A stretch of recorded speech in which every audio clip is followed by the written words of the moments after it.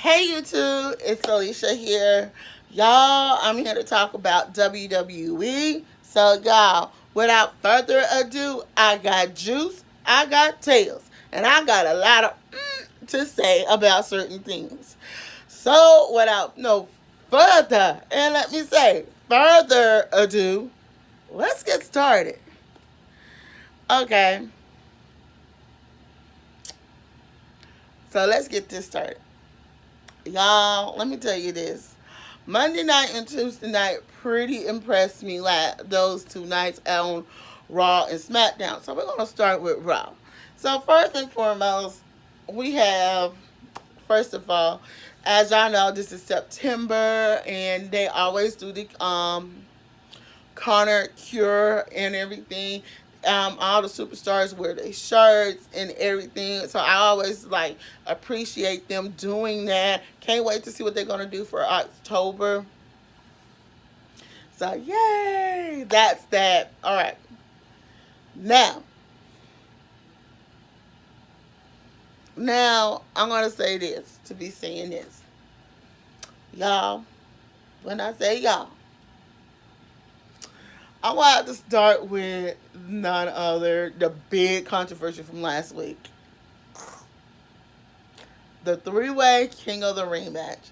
Man, and I actually did a poll the same week of last week, and I asked the WWE fans on Twitter, who do you want to win between Ricochet, Brian Corbin, and Samoa Joe? Everybody wanted none other Ricochet to win. But Brian Corbin is an opportunist. He reminds me of a certain somebody from TNA. I will talk about him at a later date and why I don't want him in the WWE. And I'm going to say this. Brian Corbin, I mean, his times being a top superstar has gone.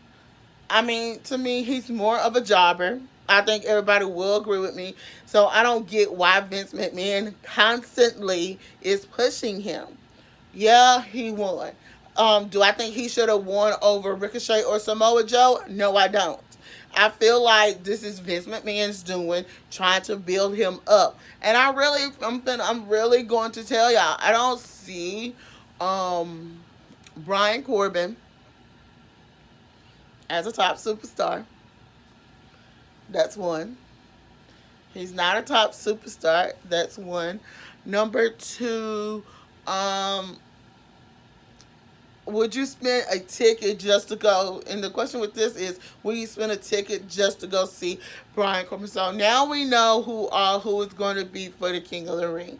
It's going to be Brian Corbin versus Chad Gable. I really feel like Chad Gable going in is the underdog.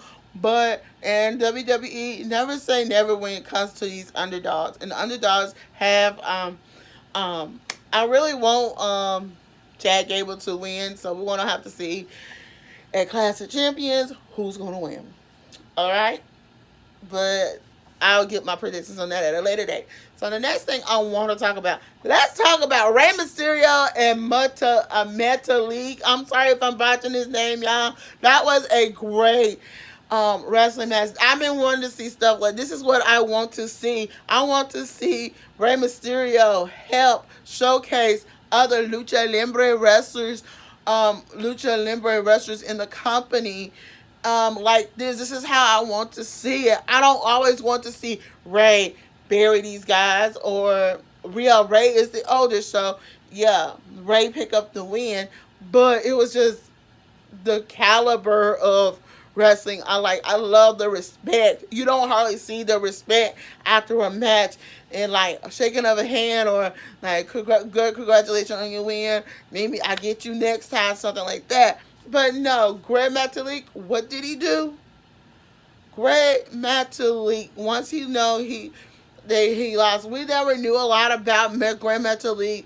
Michael Cole is like saying over in Mexico he held several title belts, even holding several title belts all at once. And I was like, oh my God. I mean, this is a guy who probably could be the next Rey Mysterio if they give him the opportunity.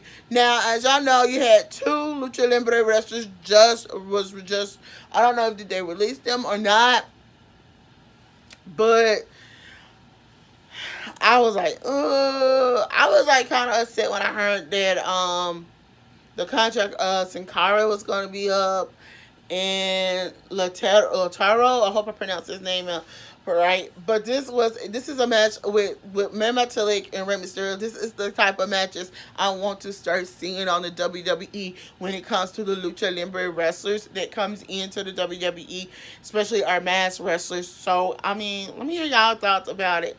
Dude, did y'all like this? So this was one of my favorite matches. My other favorite match was Bailey and Sasha, the heel turners, versus the baby faces Charlotte Flair and Becky Lynch.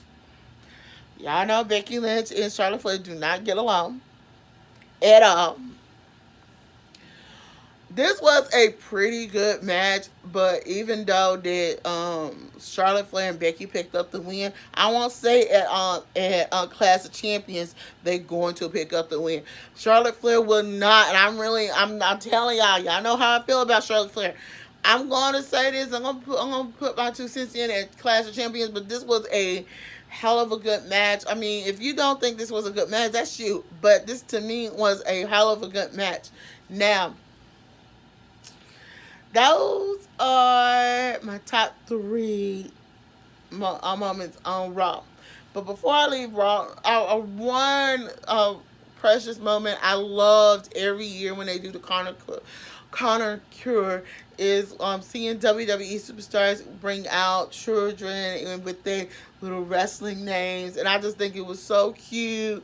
They had like let me see, 5 kids. They had 4 boys and 1 girl, and like she called herself the main eventer. I mean, I thought that was just so precious, and like they had Roman Reigns to do it, and the reason I loved it that Roman Reigns had something to do with it is like the reason, sorry, the reason I feel like it was great that Roman Reigns had something to do with it, he knows what these kids are going through. He has that personal experience. He knows what they're going through. So, I mean, it's like, it's pretty cool. Now, let's get on SmackDown.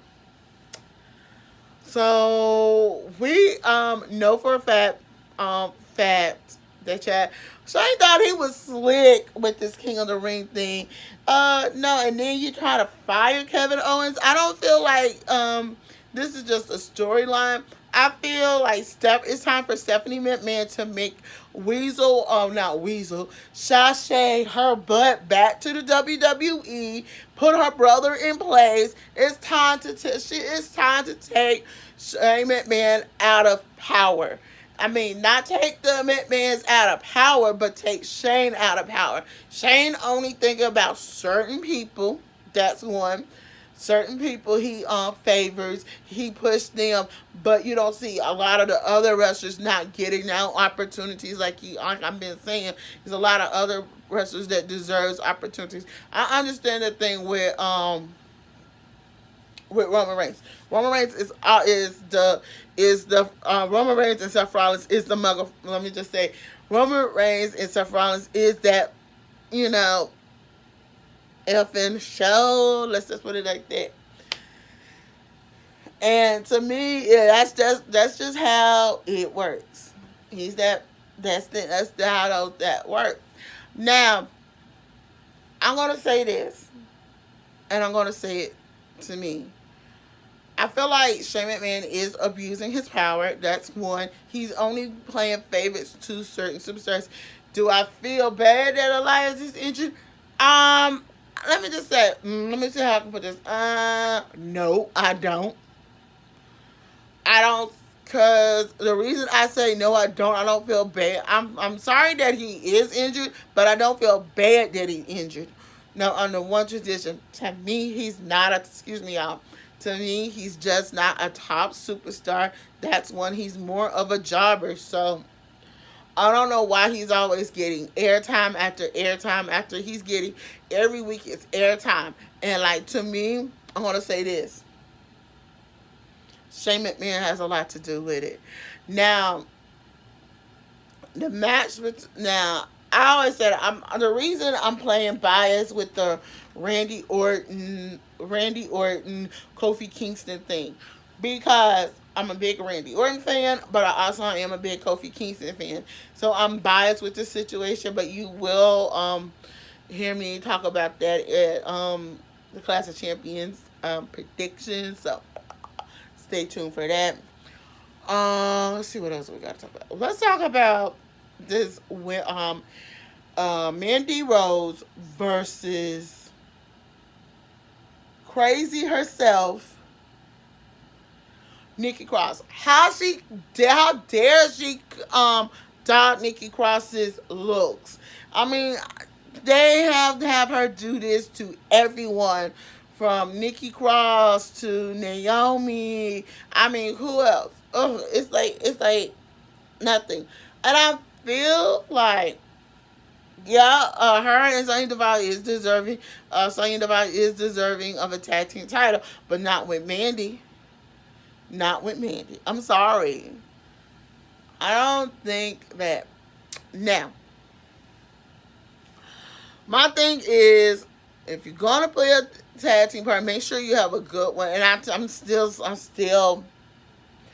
The only reason Mandy and them are this top is like becoming like a top, almost like a top tag team for the women's division, is because of Sonya Deville. Sonya Deville does mostly all of the work.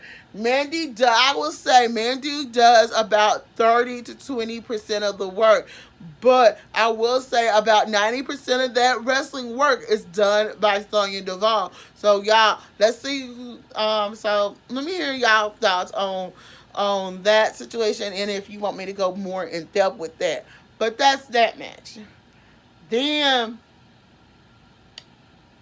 well, that's all of the matches I needed to go over. But y'all, to later today, I will be talking about a huge thing I needed to come and talk about. It's coming. It's coming. That special video is coming tonight. So stay tuned. Until then, I'm Alicia. Don't forget to thumbs up this video, comment below, and subscribe.